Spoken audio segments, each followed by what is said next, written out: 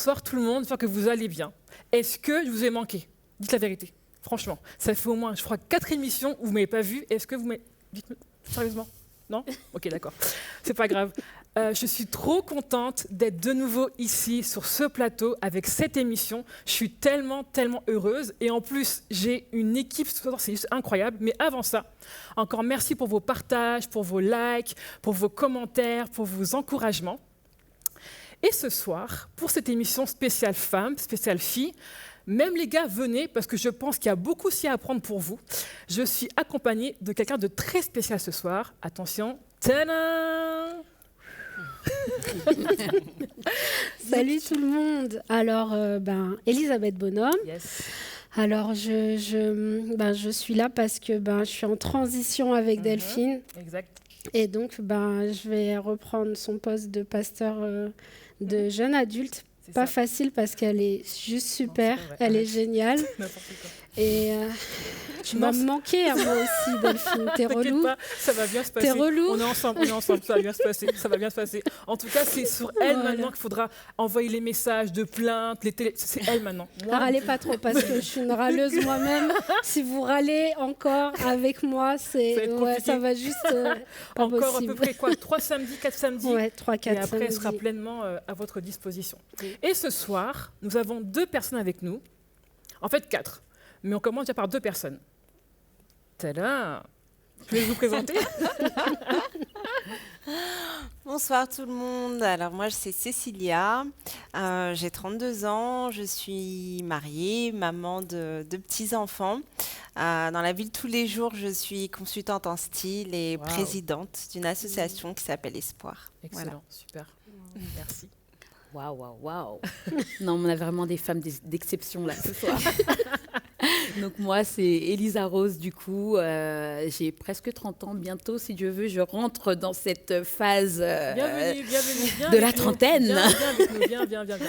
Donc maman d'une petite fille également. Je suis professeure des écoles et aussi fondatrice d'une plateforme Testimony, une plateforme pour les femmes d'échange et d'entraide. Super, voilà. Super. Et bien, c'est parti. Ok, c'est parti. Première question. Vous êtes prête ou pas? Dites la vérité. On est prête, mais là... Ouais. Vous avez un peu peur ou pas? On n'a pas le choix, toi. Allez, première question. Écoutez bien ça. Comment faire pour être à l'aise avec son corps sans se faire influencer? Et là, je me tourne vers notre conseillère en images, Cécilia. Concernant en tout cas ma profession, je sais que pour être à l'aise avec son corps, il faudrait faire le pas pour le connaître. Et ça passe par connaître sa morphologie, connaître ses couleurs, ces choses-là. Faire déjà même ce pas tout seul à la maison, de se regarder dans le miroir, d'apprendre à l'apprécier, de pointer, on va dire, ce qui est... nos atouts et voilà. Et quand on fait ce cheminement-là, on se rend compte qu'en fait que notre corps il est unique en fait, qu'il n'y en a pas deux de pareil. Et je pense qu'après ça répond à la deuxième partie de la question pour ne pas être influencé, parce que l'influence elle vient quand on ne se connaît pas en fait. Et là on suit comme ça les gens, donc ça nous permet de chercher à être soi-même lorsqu'on s'habille quoi. Ok, super. Merci beaucoup. Elisa, t'en penses quoi toi? Passer derrière ça, là, après, là, tu es là, tu ne sais plus trop quoi dire. Mais tu peux parler de ton point de vue à toi. Non, Qu'est-ce que tu as vu? Moi, c'est vrai qu'on est dans une société maintenant où beaucoup, les téléréalités prennent un pas qui est quand même très imposant, très important. Et c'est vrai qu'il y a beaucoup de personnes qui se réfèrent, beaucoup de jeunes qui vont qui vont essayer de ressembler justement à ces personnes qu'ils voient et ils font de ces physiques-là une norme, c'est ça. Une norme. Et non, en fait, il faut vraiment apprendre à vraiment s'approprier en fait ses propres codes et se dire, mais en fait, tu déchires. Moi, je sais que, je sais que je suis dans une période où je me dis, ah non, Elisa, là, t'as pris du poids, mais voilà. Bienvenue au club. Voilà, on est dans on se dit, non, là, on est ensemble. On est trop ensemble, tu vois. Mais crois-moi que quand je me réveille le matin, je me dis, Tu déchires, tu vois, tu déchires. Non, en fait, il faut réussir à s'accepter soi-même parce que des fois, voilà, on est vraiment dans un truc où on est là, où c'est nous qui nous tirons nos propres balles, en fait. C'est vrai. On se dit, mais non, là, tu as pris trop de trucs alors que les gens autour de toi, ils n'ont même pas vu peut-être ce dont tu parles, ce dont tu es en train de parler. Donc, il faut vraiment, en fait, s'identifier à la merveilleuse créature que Dieu, tu es à l'image de Dieu, en fait, tu es à son image. Donc, il a fait de toi cette merveilleuse créature, comme tu es. Il y a des gens qui sont faits pour être super filiformes, etc. Il y en a d'autres plus en forme, mais c'est OK, en fait. Voilà. Ok, Tout à super. fait. Justement, par rapport à la prise de poids, c'est mon cas en ce moment. Moi, j'avoue, j'ai pas de déclic pour l'instant de perdre du poids. Et du coup, ce que je fais, c'est que je prie, en fait. Je dis, Seigneur, franchement, j'ai pas la force, j'ai pas le mental, Seigneur. J'ai pas le mental. Puis, mais aide-moi. Et franchement, je crois vraiment que Dieu m'a répondu, puisque, comme j'ai dit tout à l'heure, en off, voilà. Mais en fait, même par rapport à son corps, en fait, je crois que Dieu peut aussi nous aider à nous accepter, à nous aimer tel qu'on est, tout simplement. Exactement. Et moi, si je peux rajouter une chose, c'est que on est des femmes, on a des périodes dans notre vie où on s'apprécie, où on apprécie notre corps, mais on a des phases. Donc, il y a les phases où on est toute jeune, ensuite on a un autre corps vers fin de la vingtaine, la trentaine. Faire un âge, voilà.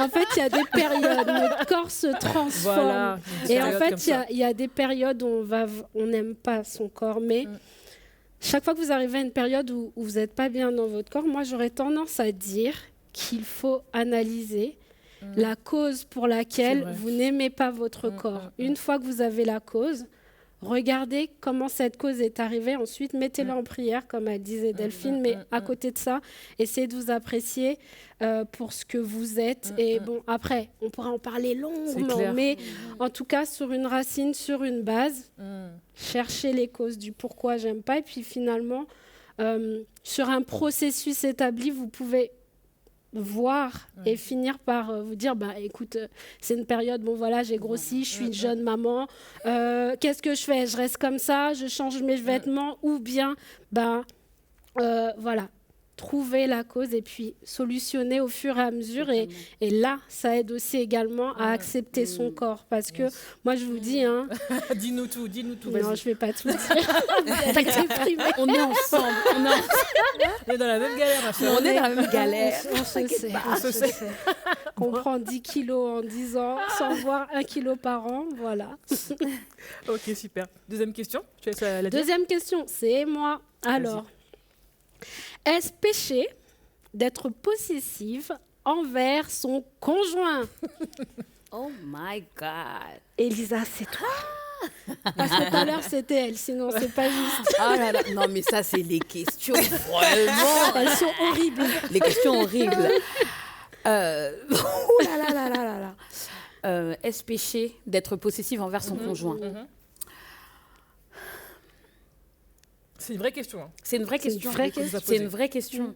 Ton conjoint, c'est le tien. Pour moi, ton conjoint, c'est le tien. Et il faut savoir déjà solutionner, de savoir pourquoi es-tu possessive, en fait. Pourquoi es-tu possessive? Parce que, et très souvent, la possessivité est associée quand même à quelque chose de péjoratif. Tu sais, c'est pas quelque chose... voilà. La possessivité, c'est vraiment... voilà, je veux m'accaparer à tout prix. C'est le mien, c'est le mien, c'est le mien.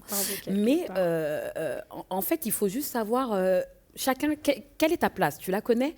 Et en fait, si tu as ce petit problème de possessivité, c'est peut-être parce que toi, tu as peut-être un problème, pour qualifier justement cette place que tu as.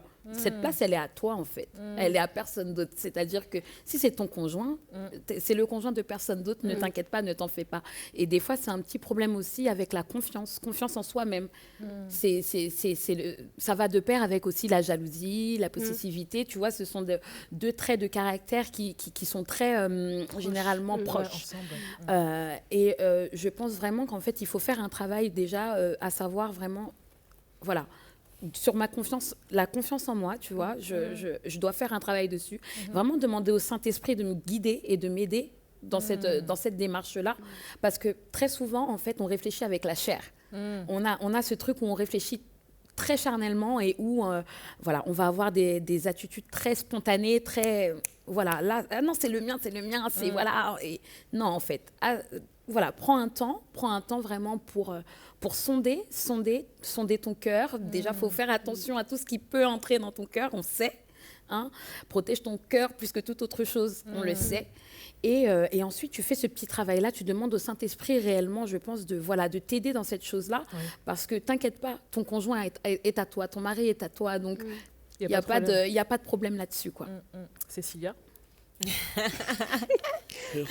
Yes. Non, j'écoutais attentivement. J'ai vu ça, t'étais... J'écoutais attentivement. Alors, pour ma part, être possessive, la question était tournée vers le péché. Ouais. Mais je pense que la question qu'il faudrait se poser, c'est plutôt pourquoi je réagis ainsi, en fait. Pourquoi je suis possessive. Ouais. Parce que pourquoi j'ai cette attitude-là. Parce que être possessive, c'est manquer, comme tu l'as dit tout à l'heure, de confiance. C'est avoir des peurs, des craintes. C'est nourrir des pensées qui sont négatives et se faire même carrément parfois des films, en fait, et de vouloir avoir cette personne-là constamment, enfin, pour nous. Et c'est un vide qu'on veut combler également, un vide qu'on veut combler. Et quand je posais la question, du coup, au début, à se dire pourquoi je fais ça, parce qu'en entrant en nous-mêmes, je pense qu'on arrive à identifier qu'en fait, ce manque-là, qu'on veut combler par notre homme, en fait, c'est pas notre homme qui doit le combler, tout simplement. Je pense que c'est plutôt la place de Dieu.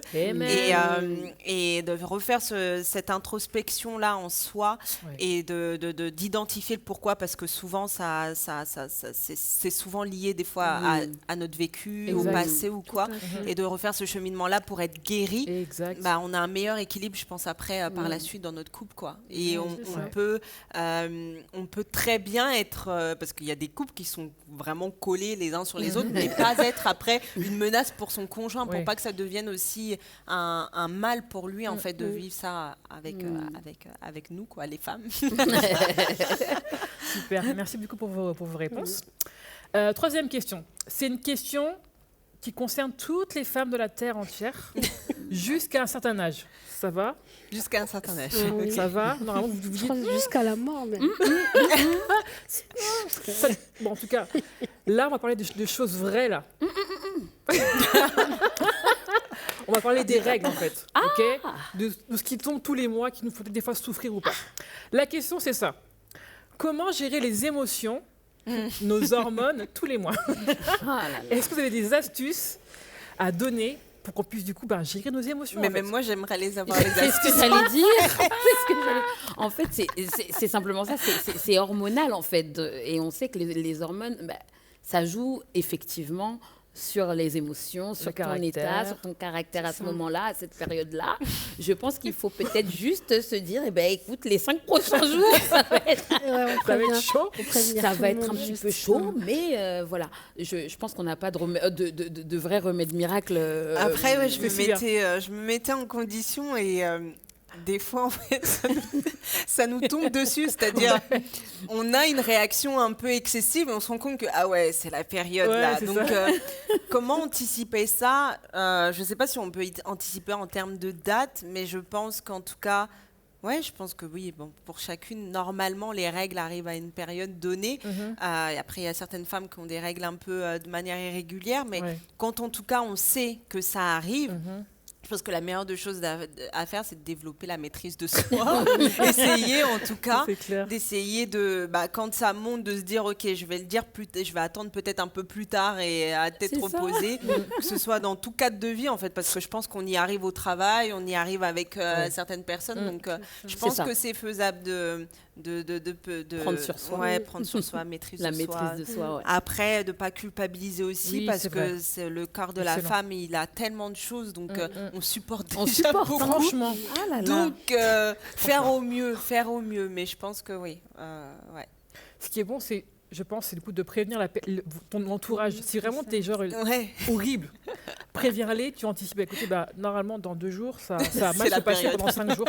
Mais soyez patient avec moi, patati patata. Et de toute façon, comme tu as dit, c'est hormonal, donc on ne peut pas forcément gérer. C'est ça. Et effectivement, quand on est des fois en pleine action à crier, on se dit Ah ouais, non, mais c'est ça. Ouais. Ah oui, c'est parce qu'en fait, ah ouais. Et du coup, on est là, ah ouais, ok, d'accord. C'est pas évident. En fait, il n'y a pas forcément d'astuces. Enfin, je sais pas. Non, c'est ça. Je pense qu'il n'y a pas vraiment d'astuce à part, comme elle a si bien dit, c'est vraiment peut-être essayer d'avoir cette petite maîtrise de soi quand on se rend compte de que prier bon, là, encore j'y vais plus peut-être. fort, Ouais, voilà, aussi. c'est de ça. prier davantage à ce moment-là, peut-être, Voilà. pour Voilà. se canaliser. Ouais, Qu'est-ce c'est que une t'en penses, toi qualité qu'on doit toutes Moi, développer. je dirais en que fait. ça dépend de chacune parce que concrètement, moi, dans ces périodes-là, je suis pas agressive, je suis pas. Ça dépend En de, plus. Oui, de c'est vrai. qui on Ouais, est, tout à de fait. qui on est. Et après, oui, c'est avertir à la maison. T'avertis ton mari si t'en as un, si t'en as pas, t'avertis tes amis. Écoutez, cette semaine, c'est Alerte, tendu. alerte. C'est clair. avertir et puis s'excuser quand si on n'a pas averti, on s'excuse quand on déborde. Oui, c'est vrai, simple. après tout, ouais. c'est C'est ça. tout à fait, ouais. Enfin, on est humain, on ne peut pas tout faire parfaitement, même quand on est chrétien. Être chrétien, c'est d'abord être sauvé déjà, pour commencer. Amen. Le Seigneur nous transforme. Et puis bon, après, c'est essayer de gérer ce qu'on peut gérer. Et puis Ouais, c'est vrai. Exactement. voilà, Exactement. moi, je j'ai pas de solution. C'est ça On se la prend pas la mienne. tête, en fait. Ouais, franchement, prenez-vous pas tête par rapport à ça. À ton tour. C'est moi Yes. Ok, d'accord.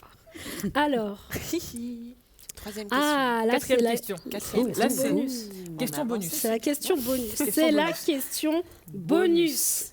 Peut-on exposer sa relation amoureuse, Sur les réseaux sociaux. attention, sur les réseaux sociaux? Je veux bien commencer. Vas-y. Je pense que tout, moi, à mon humble avis, Ok. je pense que tout dépend déjà de quel stade es-tu dans cette relation en fait. C'est-à-dire que pour moi, pour s'afficher, moi, j'ai déjà fait l'erreur de m'exposer alors que je n'étais pas encore mariée, j'étais en période de fiançailles justement.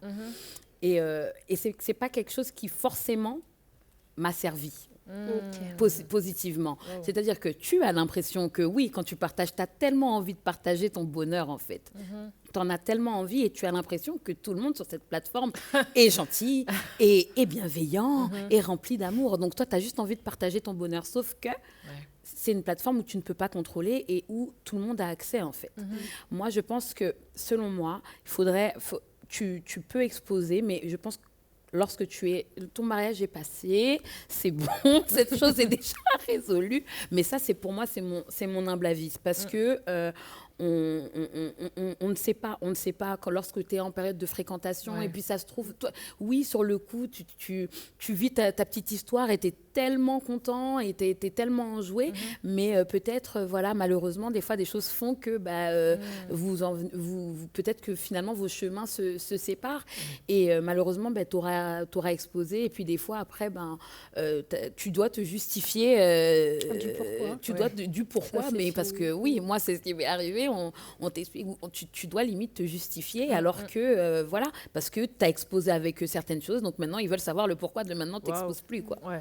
Donc je pense qu'il faut faire attention, on peut partager, mais raisonnablement, je pense. Raisonnablement et voilà. Ok. Cécilia. J'écoutais encore attentivement. Ah, c'est clair. Alors moi, mon avis, il faut être convaincu ou pas, enfin, de ce qu'on fait. Je pense que les deux doivent se mettre d'accord ou pas, parce que là, on parle de couple, mais ça peut être plein de choses en fait. Qu'est-ce qu'on décide d'exposer ou pas sur les réseaux? Je pense que c'est les deux personnes concernées, pour ma part, qui doivent décider et prendre cette décision-là. Les réseaux sociaux, aujourd'hui, font entre guillemets partie intégrante des vies des gens, mais les gens choisissent d'exposer ce qu'ils veulent ou pas. Il y en a qui partagent tout et d'autres qui font attention à certaines choses. Et il en va aussi pour notre couple, en fait. Si on veut partager, s'il se passe quelque chose après, c'est pas les réseaux sociaux, en fait. C'est que peut-être, enfin, il y avait des choses à régler et tout ça entre nous. Vous avez choisi d'exposer tous les deux votre couple. Si les choses vous ont heurté au point de vous séparer, c'est qu'aussi il y avait des choses dans votre personne à régler, en fait. Si vous arrivez à dépendre des avis des gens pour pouvoir statuer sur votre couple, quoi. Donc je pense que non, c'est d'un commun accord. Je pense pas que ce soit une mauvaise chose ou une bonne chose. Je pense que c'est les deux qui doivent se dire ok, on le fait, on a envie de partager notre bonheur ou autre, ou ce qu'on fait, simplement parce que c'est pas forcément de se dire regardez, je suis mariée ou regardez, je suis en couple, mais pour certains, c'est juste partager en fait Oui, ton leur quotidien. quotidien, quoi. Sous cet axe-là, ouais. Après, je voudrais rebondir sur ce que tu viens de dire, c'est en fait, si tu veux, moi, je pense que là où est un peu le danger, entre guillemets, il vient pas de nous, le danger. Généralement, oui, nous, tu prends cette décision d'un commun accord, comme tu dis, et sur le coup, tu es convaincu que tu peux le faire. Mais en fait, c'est les gens que tu ne sais pas, en fait, derrière, quand il s'est passé des choses que peut-être, voilà, tu as retiré ces photos-là parce que vous n'êtes plus ensemble aujourd'hui ou quoi que ce soit. Et ben des fois, tout le monde n'a pas cette bienveillance, finalement, dans leur approche, finalement, tu vois, auprès de vous. Tout le monde n'a pas cette bienveillance pour venir demander, voilà, on vient te demander des comptes. C'est plus une protection, je tu vois. vois ce que tu veux dire, c'est une manière de se préserver. Voilà, c'est plus et une dans manière ce de se sens-là, préserver. je pense que oui, il faut faire attention, tu vois, au profil des personnes et de se dire, ok, est-ce qu'on est prêt à... C'est ça. C'est ça, faut avoir les épaules, je pense. Voilà. Est-ce qu'on est prêt ou pas, parce que tu sais que quand ton compte est fermé, ton petit compte est fermé, qu'il n'y a que tes proches, bon, ça va. Mais quand tu as un compte qui est quand même ouvert au monde, finalement, eh ben, je pense qu'il faut quand même bien se questionner et bien s'armer derrière aussi, parce que tu n'es pas à l'abri d'attaques, en fait, finalement. Oui. Et puis, en vrai, que tu sois fiancé, en fréquentation ou marié, je veux dire, les possibilités, elles sont partout, en fait. Même marié, tu peux très bien... voilà. Bien sûr. Peut-être avoir de la sagesse, être équilibré et être convaincu. Moi, en tout cas, c'est ce que je fais sur mon Instagram à moi perso. Vraiment, je mets ce qui me... Ok, j'y vais. Je suis convaincue, je le fais. Après, comme tu dis, on ne peut pas forcément gérer aussi les gens qui sont devant leur écran et puis qui font des fois des dingueries. Voilà.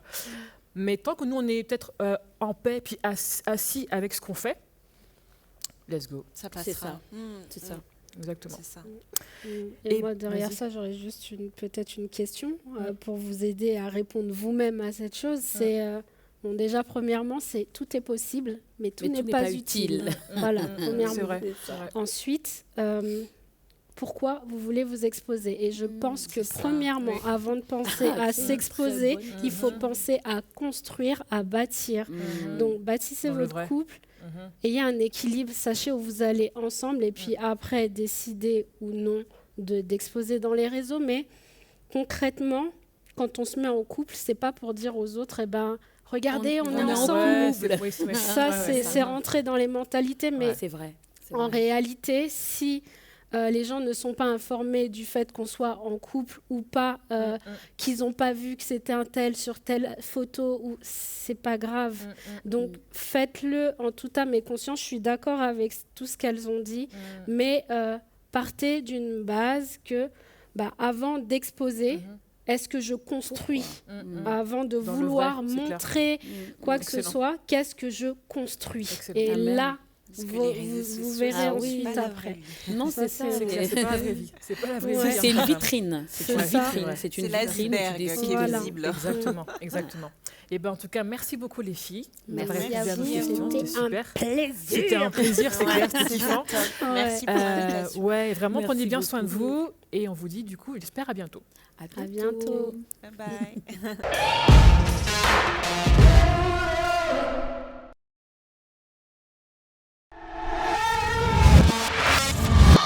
Donc, on est de retour pour la deuxième partie de l'émission. Et maintenant, en fait, ce duo-là, vous le connaissez très très bien. Il n'y a même pas besoin de les présenter, mais on va quand même le faire. Parce que le peuple les a réclamés. Tadam! Salut! Salut! Je commence, j'espère que vous allez bien. Moi, c'est Nice, je fais partie du collectif Hope. Dernièrement, j'ai lancé une chaîne YouTube aussi qui s'appelle Le Monde de Nice. Donc, allez faire un petit tour. Ça nous concerne, nous tous, dans la communauté chrétienne, ce qu'on vit. Et voilà.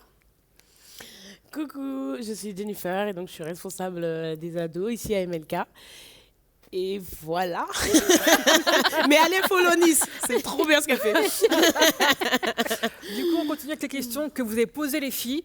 Prenez bien des notes parce que là, franchement, elles sont aussi très intéressantes les questions. Première question, est-ce que vous êtes prêtes? Ready.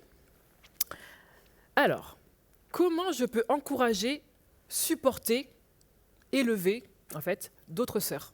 Enfin, moi, je pense déjà qu'il faut...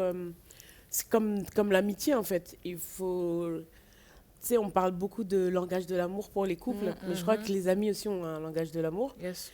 Donc déjà, si tu veux supporter une sœur que tu connais et que tu aimes, apprends à savoir ce qu'elle aime déjà. Si moi, mon langage de l'amour, c'est les cadeaux. Si vous voulez, je vais vous mettre ma boîte postale.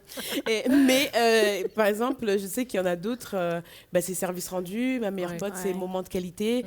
Et donc, je pourrais lui faire des tonnes de cadeaux. Et c'est pas pareil que si je regarde un film avec elle, quoi. Donc, il y a déjà ça. Et puis, pour encourager, je me dirais s'intéresser et prier vraiment pour le projet de la personne. Et il y a des gens qui disent oui, j'ai prié pour toi et ils ne le font jamais, mais prier pour de vrai, genre vraiment moi, je me souviens quand Nice elle m'a dit qu'elle allait lancer sa chaîne, ça a été un sujet de prière aussi. Excellent. Excellent. Oui, je pense qu'effectivement, elle a raison sur le fait de connaître déjà ces personnes, ses sœurs, ses sisters. Et encourager, ça passe aussi par, au-delà de tout ce qu'on peut avoir sur les réseaux, partager par exemple plein de choses, avoir des paroles aussi valorisantes. Des fois, on ne se rend pas compte, mais juste le fait d'avoir des paroles valorisantes, en fait, ça encourage même dans ce que tu es en train de faire, ça t'encourage, ça te booste. Il y a un déclic aussi. Ça permet à la personne de prendre aussi de l'assurance, en fait, sur ce qu'elle est en train de faire, sur qui elle est quotidiennement. Et surtout, la prière, franchement, surtout pour nous en tant que chrétiennes, je pense que c'est un pilier d'une relation. Et peu importe que ce soit encouragé par rapport au business, par rapport à sa vie, par rapport à sa vie spirituelle, enfin, peu importe à qui elle est, son image, son identité, la prière, soutenir dans la prière, c'est très, très important. C'est pas réservé on ne prie pas que pour un couple, que pour une fréquentation, que pour un mariage. On prie aussi, en fait, pour notre entourage amical. Yes. Et je crois aussi que le fait d'encourager fait que tu n'es pas focus sur toi, en fait. C'est vrai. Tu vois, sur tes soucis à toi, sur tes défis à toi. Et aussi, je dirais que ça t'encourage aussi à ne pas être jalousé ou envier, en fait, que l'autre est là. Du coup, tu participes. Exactement. Exactement. Et juste par rapport à la prière, je voulais rajouter, il y a quelqu'un qui m'a dit une fois que prier, c'est la meilleure façon d'aimer. Je trouve que c'est cool de se souvenir que c'est... En fait, quand tu pries, tu fais pas rien, en fait. Tu aimes vraiment la personne. Ouais, c'est bon ça. C'est excellent. C'est excellent. Deuxième question. Ok. Alors, comment se remettre d'une rupture amoureuse? Ah, vous aussi. Je suis fatiguée. Je suis fatiguée. Je vais préciser. Fréquentation ou de fiançailles. Comment on fait? Bon, après, il y a deux cas. C'est toi qui es à l'origine de la rupture ou pas? Yes. Déjà. Donc, tu pars pas du même niveau. Mais je pense qu'en général, pour se remettre de ce genre de choses, parce que ça peut arriver que sur la route, tu te trompes. Ça peut arriver que voilà, pendant un moment, tu n'as pas trop écouté la voix de Dieu et que tu as fait le mauvais choix. Et du coup, tu décides de reprendre un peu cette route et de faire le bon choix pour ta vie. Et quelquefois, ça passe par une rupture. Et c'est pas grave. Tout va bien. Je pense que la première chose en fait qu'il faut se dire par rapport à ça, c'est que c'est ok en fait. Tu as le droit de te tromper. La période de fréquentation, on apprend à se connaître. C'est une période qui est faite pour ça, pour voir si c'est ça ou si c'est pas ça. Donc tu as le droit de faire de faire marche arrière et de te dire en fait finalement c'est pas ce que je veux, c'est pas ce que Dieu veut pour ma vie. Donc la première chose, c'est de se dire c'est ok, c'est pas dramatique, t'as pas raté ta vie ne s'arrête pas à une rupture, ta vie ne se résume pas à cette rupture là. Ça sera pas écrit sur ton front, il y a une suite, il y a un avenir en fait à ta vie. Donc la première chose, c'est de se rendre compte que c'est pas une fatalité pour moi, pour se remettre de cette rupture. Ensuite, effectivement, ça va être un temps où tu remarqueras que tu vas beaucoup devoir te concentrer sur ta propre personne. Quand tu finis une relation, en général, c'est pas le moment de réfléchir à cette prochaine relation tout de suite. L'idée, c'est vraiment de prendre le temps de se concentrer sur ta propre personne, ton identité à toi, de voir aussi peut-être ce qui n'a pas fonctionné. Quelquefois, c'est pas que la faute de l'autre personne.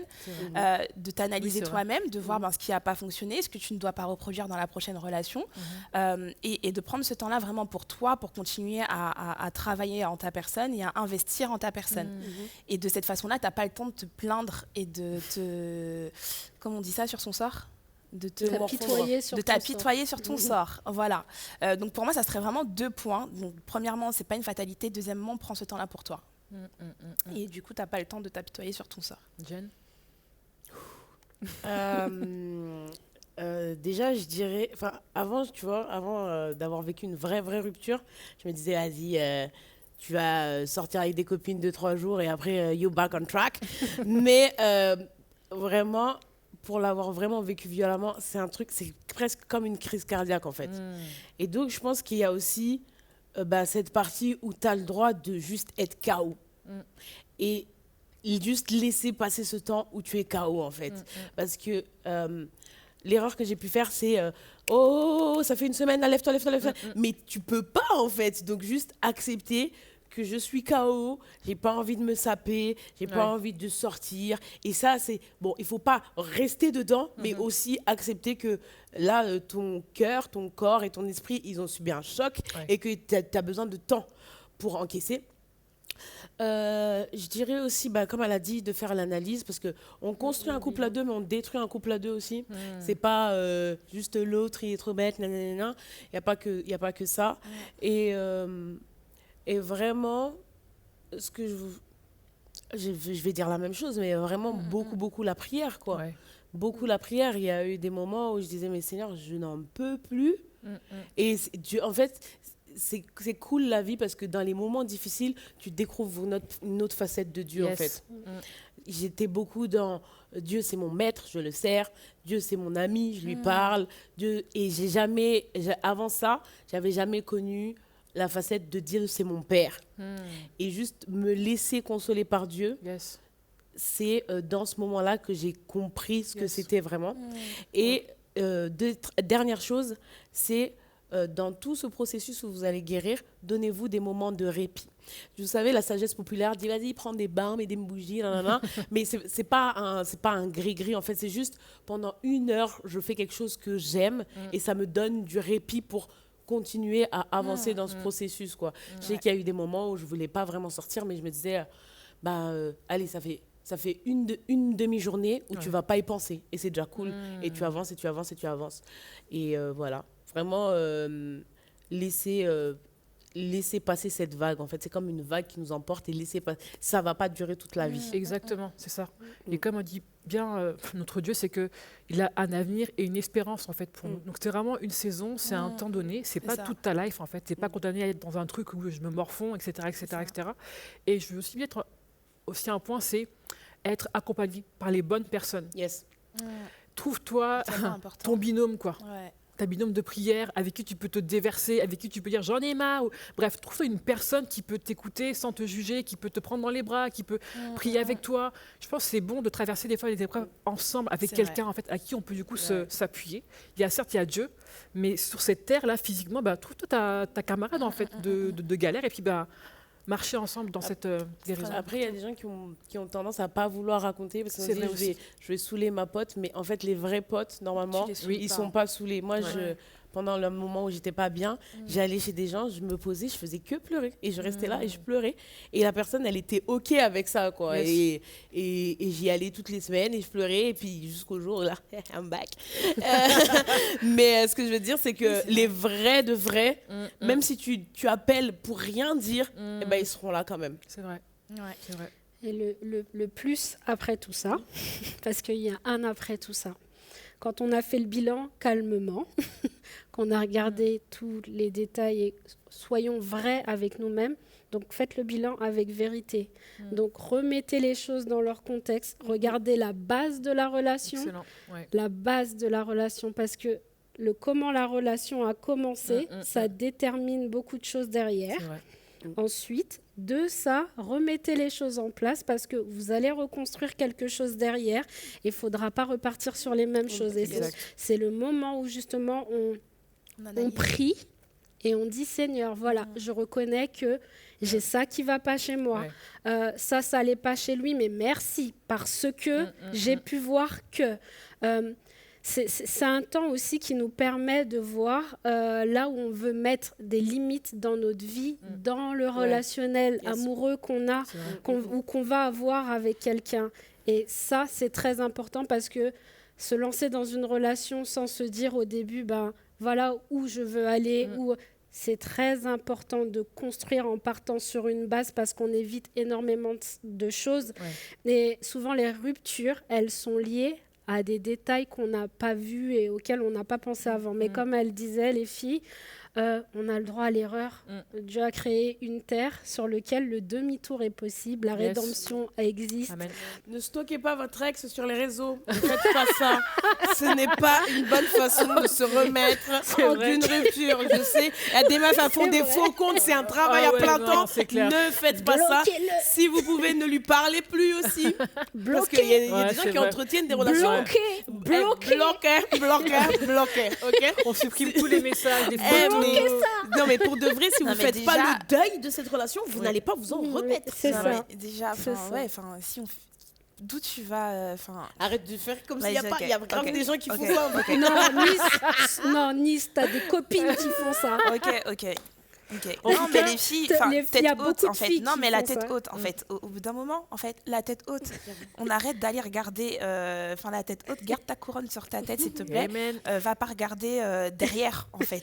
Et ça sert à rien, en fait. Tu vas Mais te non, faire ça du sert à mal. rien. C'est vrai. Tu fais du mal. Eh, franchement, là, Si on prenez fait des le notes. hein. bilan calmement, on va le jeter à la poubelle ça, et franchement, on va ouais. tout balancer. Voilà. Il y a des bons conseils ce soir, les filles. Donc, franchement, et Ouais. même si tu n'as pas encore du coup connu une rupture, et d'ailleurs, tant mieux, hein, prends quand même des Ouais. notes qui anticipent pour.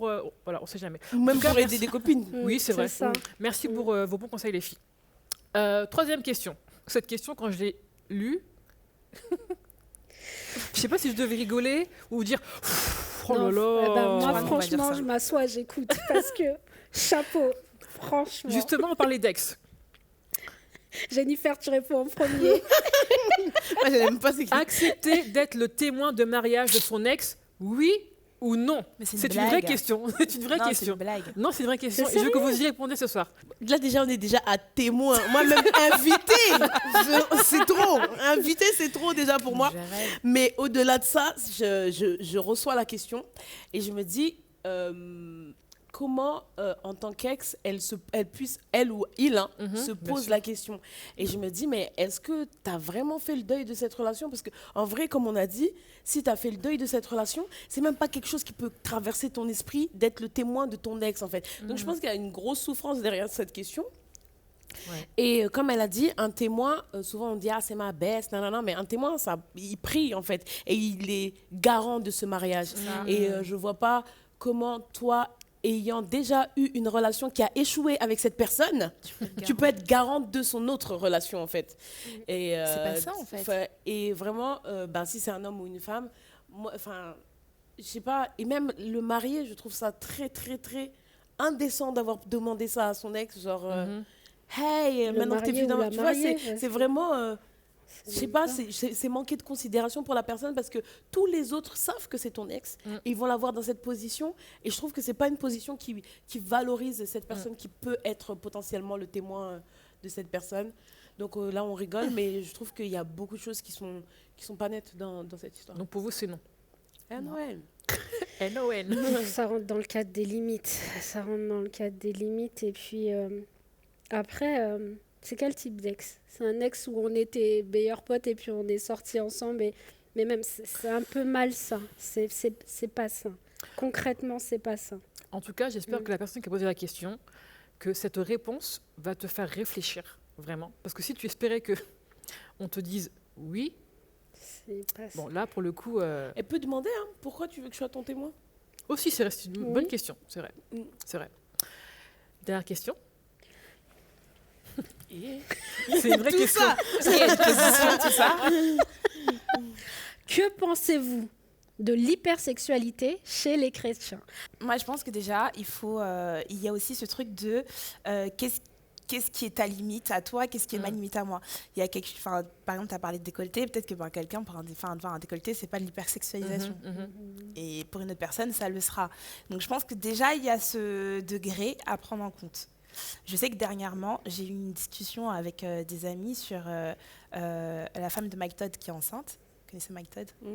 Et elle a fait des super belles photos, pas d'accouchement, des super belles photos de grossesse. Et pour certains, c'était choquant parce que du coup, on voit son ventre. Elle avait juste mis un petit voile. etc. Pour certains, c'était choquant. Et pour moi, c'était pas du tout choquant. C'était très beau. Donc, je pense que tout dépend aussi, en fait, de comment tu vois les choses. Après, il faut pas aller dans l'excès à faire des challenges bizarres avec la lumière rouge. Parce que là, effectivement, je vais te demander, où est passée ta sainteté, ta consécration, tout ce que tu veux. Mais je pense que oui, tout dépend encore une fois de comment toi tu vois la chose, comment tu perçois la chose. Et bien évidemment, en tant que chrétien, je pense qu'on doit se remettre aussi en question sur ce qu'on renvoie sur les réseaux sociaux. Même si on a chacun notre limite, c'est pas parce que pour moi, j'ai aucun souci avec certaines choses que je vais l'expose sur les réseaux sociaux aux yeux de tous. Donc je pense qu'il faut vraiment qu'on fasse attention à ça parce qu'on peut être une occasion de chute pour quelqu'un. Et le but, c'est pas que tu sois une occasion de chute pour ton voisin ou ta voisine. Donc même si pour toi, ça te choque pas, il y a certaines choses où quelquefois, il faut réfléchir, voilà, est-ce que là, je ne suis pas une occasion de chute pour ma voisine, pour mon voisin et pour toi-même et pour moi-même et agir en conséquence. Tout à fait. Jen, t'en penses quoi, toi? Je réfléchis encore. Moi, du coup, je suis dans l'autre sens. Je dis pas, hey, exposez-vous, mais tu vois, par exemple, quand j'étais partie en vacances et que j'ai pris une photo en maillot de bain, parce qu'on est dans ce monde, qu'on évolue dans cette communauté chrétienne, qui est l'Église, j'ai dû demander à mes copines, is that okay? Is that okay? Is that okay? Moi, je trouvais que j'étais une bombe. J'étais prête à tout envoyer. Mais c'est une question que je me pose de plus en plus. Ouais, et puis vrai, surtout, tu nous as demandé. Et surtout que maintenant que je fais 30 ans, etc., c'est une question que je me pose.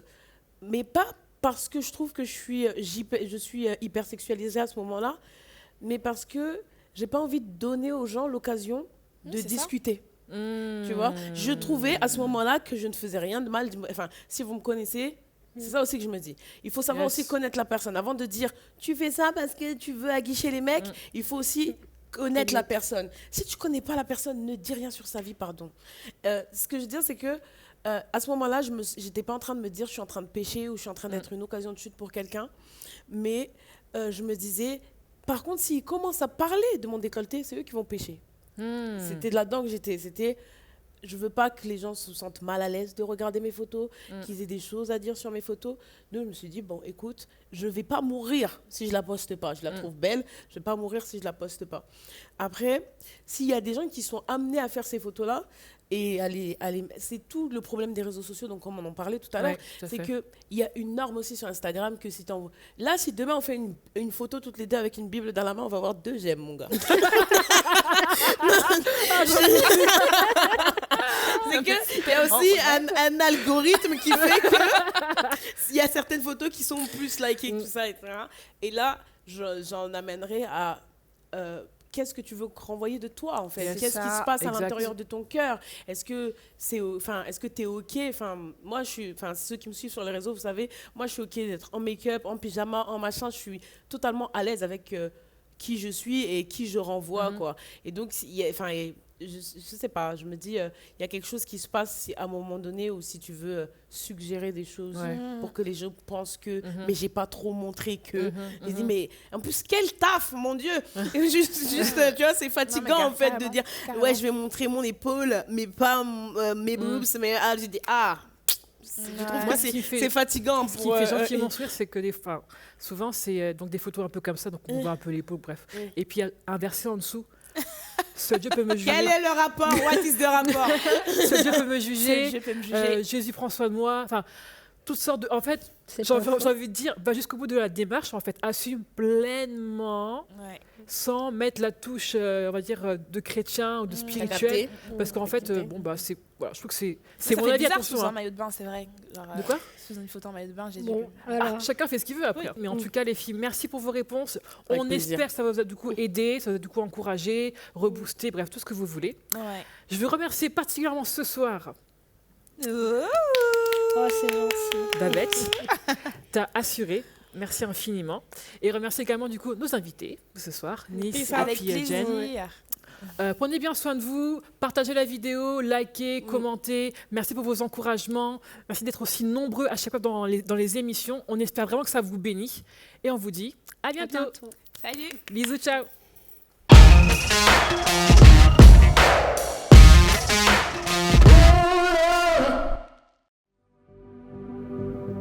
Chers amis, depuis le mois de mars, l'Église MLK a mobilisé tous ses moyens humains, techniques et financiers pour vous offrir chez vous des messages et des émissions de qualité. car chaque jour, nos équipiers, qu'ils soient bénévoles ou salariés, donnent le meilleur d'eux-mêmes pour refléter l'amour de Jésus. La mission que Dieu a confiée à l'église MLK consiste à communiquer son amour à vos enfants, à vos ados, à vos amis, à vos proches, à tous ceux qui décrochent de nos églises plus traditionnelles. C'est vraiment cet amour qui nous a attirés. C'est surtout pendant le premier confinement au mois de mars que nous avons découvert les émissions pour enfants. Vraiment, ça nous a bénis. On a passé des bons moments en famille à regarder. Donc moi et mes 2 filles, on a regardé tous les mercredis pratiquement les émissions ML Kids. Et c'était vraiment une bénédiction pour moi ainsi que pour ma famille. Autrement qu'avec le parler, on peut toucher aussi avec le visuel. C'est juste génial ce qu'MLK arrive à faire en adaptant son message. Dieu est dans cette maison tout le temps, certes, mais le dimanche matin, il est là plus. Nous ne pouvons pas réussir cette mission de reconnexion sans vous. Aidez-nous à les atteindre. Aujourd'hui, nous recherchons 3000 partenaires. 3000 partenaires qui choisissent de rejoindre financièrement ce travail en soutenant MLK à hauteur de 10 € ou plus chaque mois. Mon seul objectif est de donner une nouvelle chance à chaque personne qui risque de s'éloigner, qu'elle soit auprès ou au loin. Une chance de reconnecter personnellement avec Dieu. Aidez-nous. Devenez partenaire financier de MLK chez vous.